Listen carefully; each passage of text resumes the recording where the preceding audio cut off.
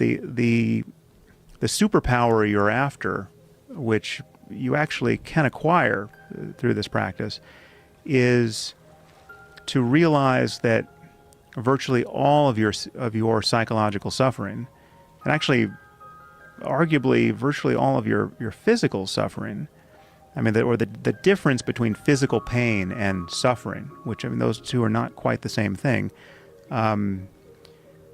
is a matter of being lost in thought. It's a matter of thinking without knowing that you're thinking. And what mindfulness does, and really any technique of meditation ultimately should do, is teach you to break the spell of being lost in thought and to notice a thought as a thought. I mean, the huge difference is, until you learn how to meditate or do something like meditation, you're just helplessly thinking every moment of your life. You're having a conversation with yourself. You're having content, whether it's imagistic or linguistic, pour forth into consciousness every moment, and so incessantly that you don't even notice it. It's just white noise. And not only does it completely color your experience moment to moment. So like if they're angry thoughts, you're angry. If they're depressed thoughts, you're depressed. If they're sad, you're sad. So you become your thoughts, but you also feel identified. You feel that you are the thinker of your thoughts. You feel like a self, and it's completely structured by this flow of mentation every moment, and it produces everything you do. It produces all of your intentions and your goals and your actions, and he said this about me, and now I'm going to say this. I mean, so it's like it's everything coming out of you is born of this same process. And meditation is a way of recognizing that consciousness, I mean, what you are subjectively, is this prior condition of just awareness in which everything is showing up, sounds, sensations, and thoughts. And thoughts can become just other objects of consciousness. And so, I mean, to take even a very basic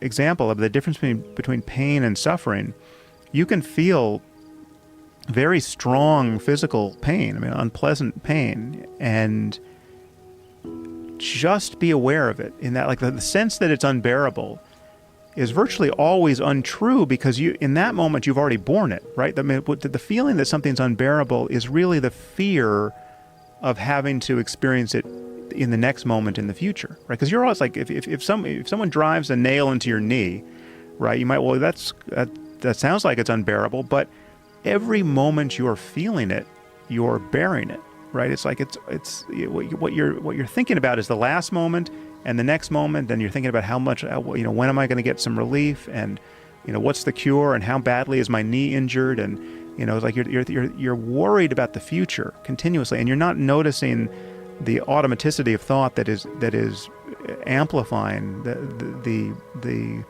negativity of the experience in that moment. And we all know that you can have super intense sensation, which is either pleasant or unpleasant depending on the conceptual frame you've put around it. So, for instance, if you had this massive sense of soreness in your shoulder, that you would experience it very differently if it was A, the result of you deadlifting more than you ever had in your life and you were proud of it, right? B, probably cancer, and you're waiting for your the biopsy results, and you're worried about this is the thing that's going to kill you, or you're getting rolfed, like some deep tissue massage, and it hurts like hell, but you actually totally understand the source of the pain, and it's going to be gone the moment the guy pulls his elbow back, right? So it could be the exact same sensation in each one of those, but the conceptual frame you have around it totally dictates the level of psychological suffering, or it can dictate the total absence of psychological suffering.